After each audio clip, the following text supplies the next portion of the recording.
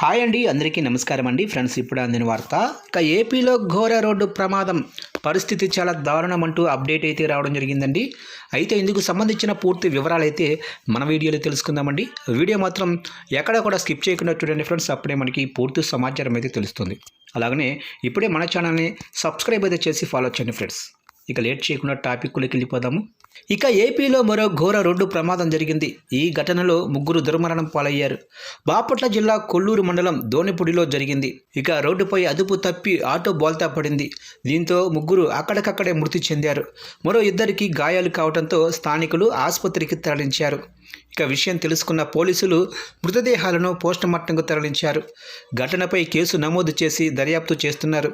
అయితే బాధితులను స్థానిక ఎమ్మెల్యే నక్కా ఆనందబాబు పరామర్శించారు. కాగా శుక్రవారం ఉదయం అల్లూరు జిల్లాలో బస్సు ప్రమాదం జరిగింది. ఈ ఘటనలో కూడా 9 మంది మృతి చెందగా మరో 22 మందికి తీవ్ర గాయాలు అయ్యాయి. ఇక ఈ ఘటన మర్చిపోకముందే మరో ప్రమాదం జరగడంతో భయోందోళనకు గురవుతున్నారు.